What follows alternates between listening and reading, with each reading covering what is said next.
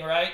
You know, one thing to kind of just be mindful of is when you're thinking about breakouts, you know, like this 28 is obviously the spot for the breakout.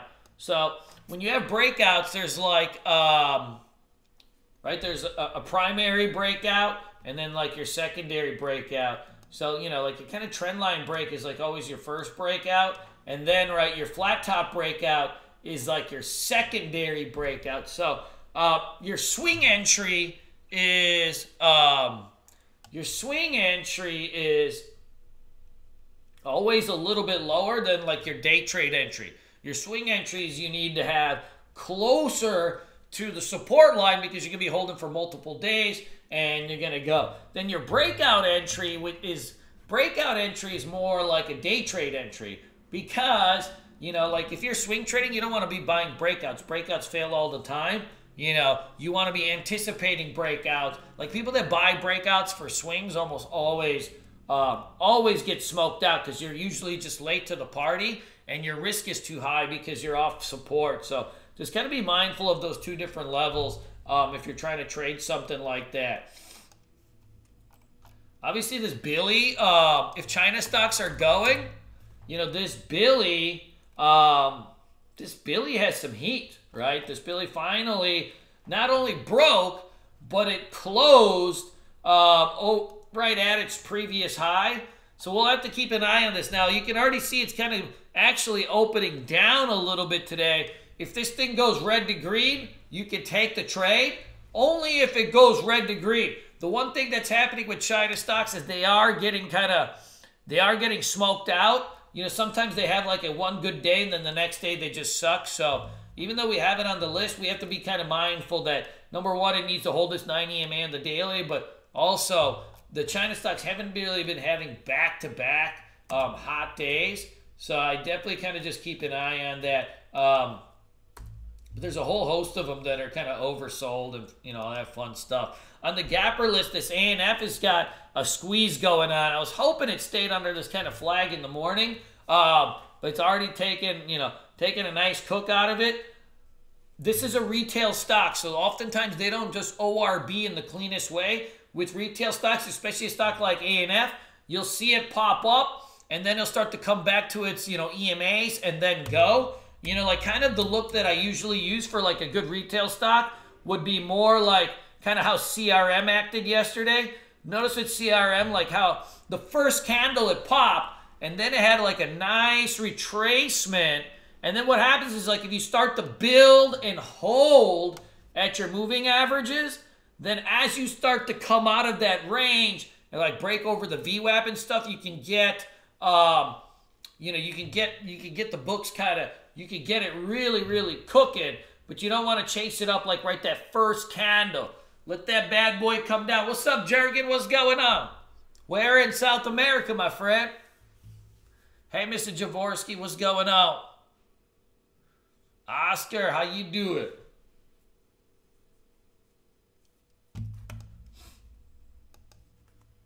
Tech D. This one's going to be kind of interesting. The breakout is not that clean, but it is over its 200 SMA, which is important. You've got kind of this big suction and a gap fill that's happening from right over here. And then when you couple that with the breaking or the 200 SMA, it could have some juice.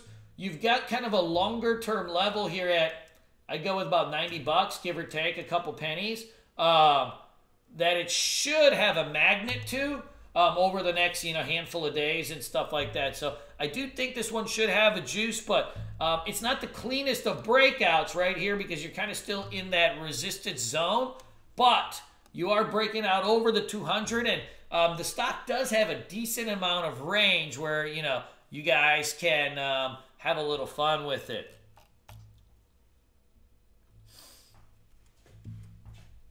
Man, you guys loving that DGAS, huh? Yeah, I guess you could short this thing. It looks like it's about to break down, huh? You got borrows on this? I haven't been getting borrows on this. Yeah, and you can see kind of what happened with UGAS was, DGAS has better volume, so I'd rather short DGAS than long UGAS because it's got more liquidity. the spread on you guys is nuts, but it does look like it's about to break out here again. It is opening week, so this is on the list. You're going to see like this. You guys made a 40-point run off its low. So from 145 and went to 180. Had that end-of-day breakout, which is huge, right? End-of-day breakouts are really, really powerful, and it also kind of coincided with the market breakout. You're having a weak open. I would not be surprised to see this thing go red to green. Anytime it's been gapping down, what you're starting to see, and you guys, like the last few times it's gapped down, see how it gapped down? And then it farts around a little bit at the open, and then it starts to trend. And then you start to see this thing really start to cook. And, you know, we saw that even the previous day where, yeah, it's gapped down, and then it farted around for a while, and then it started to cook, you know, and you started to see this thing really kind of move its way back up. So that'll be something to really keep an eye on. I'd rather short DGAS, which is the opposite of you guys, just because, see, you guys has 2.6 million shares volume, but because of the price, it's going to have a big spread. You know, because DGAS is just a little bit of a lower price, you're going to have much tighter spreads and more liquidity, which I think is obviously the huge part. What's going on, Bonsi? Fidel, how you doing? Faisam, what's going on?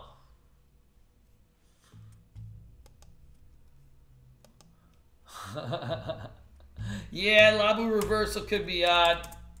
Yeah, we've been trading cryptos now every day for the last couple weeks. I mean, it's been dead all year, though. There's nothing to do. But last 2 weeks, we've been trading cryptos a lot more aggressively. Faux show. Yeah, I'd keep Labu on the list, too. I think, you know, the focus will be like this natural gas. And then a couple of these kind of biotechs like XS, Labu. And then, you know, out of these gappers, I mean, frankly, like EXPR is going to be probably a good play today at some point. I was hoping it didn't just get flushed so bad pre-market. And then I'd even add this RYB if the liquidity is there. You got a bear flag over here. Its earnings just came out. Issue soft revenue guidance, blah, blah, blah, blah, blah, blah, blah, blah. If the liquidity's in this one, I think this one's going to have some really good range too.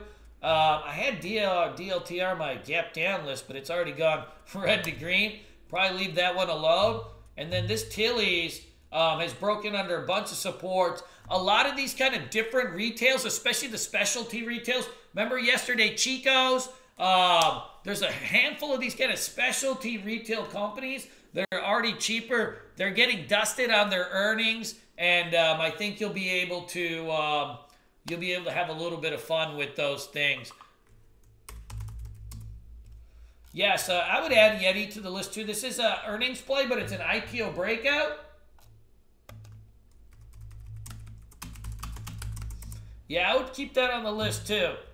TNXP, you know, I'm gonna stay away from this one, but this thing was 20 cents a couple days ago. You know, it's gonna move around today. You'll be able to trade it. It just depends on, you know, how much stress you want for the day. Overall, guys, after yesterday's push, you know, we have to kind of start thinking about maybe the market's bottom for a period of time. You can see here, this is like a 1, 2, 3 pattern. So you've got yourself,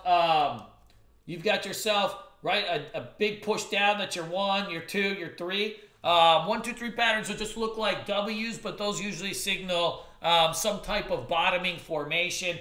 We don't have confirmation yet that, you know, the bottoming formation is done, but we do have, you know, definitely some signs that we are starting to bottom. Now the market's kind of, the market's throwing us a couple double lutsies, so, you know, we'll have to be just mindful of that too. Yeah, you can keep this living on your watch list. You know, this is like just a bear flag over here. You know, that's kind of your level over here is like that kind of 95.50 or whatever. But yeah, you'll be good with that one too. Good. What else? Yeah, I mean, DLTR just went green, huh?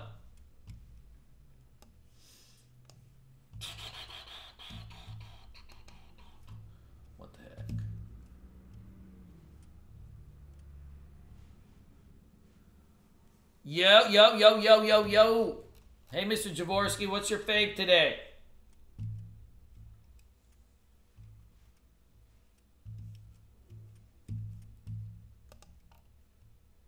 Sick. I'm going to get rid of all this junk here. Gonna clean up my list a little bit. There were SJM, TIFF. Those were 2 gap plays yesterday that you could definitely keep on your watch list if you want for today. They should have some type of follow through. Gonna try to get rid of all this junk here. They should have some follow through, so I think you'd be good to go on those bad boys. One thing to remember is, like, right, when you get a kind of a bigger watch list and the market starts to run, narrow down your watch list into, right, different pockets of charts and stuff, you know. Try to focus to, like, kind of 6 to 8 kind of charts.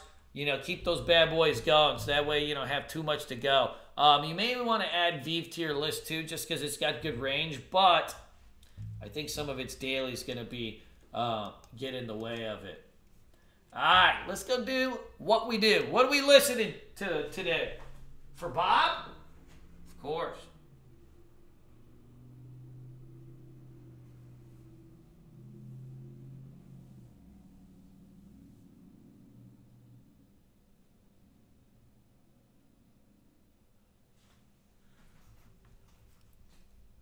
Cool, cool, cool. All right, guys, I'll be in the Bulls on Wall Street chat room. As always, you know I trade live in front of my students every day. If you guys are enjoying this YouTube and all that stuff, give me a thumbs up, you know, so we can spread the word of what we do. Let's go out and do a little shredding today and make something happen. I think that there's going to be a lot of range in the market for the next few days. I mean, yesterday was a big push, so we'll see if we get a little follow through on that.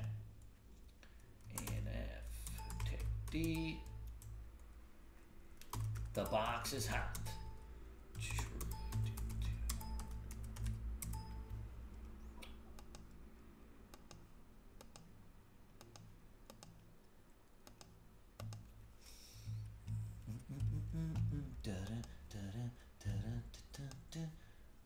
Add WWE Twilio. Oh yeah, we gotta add excess.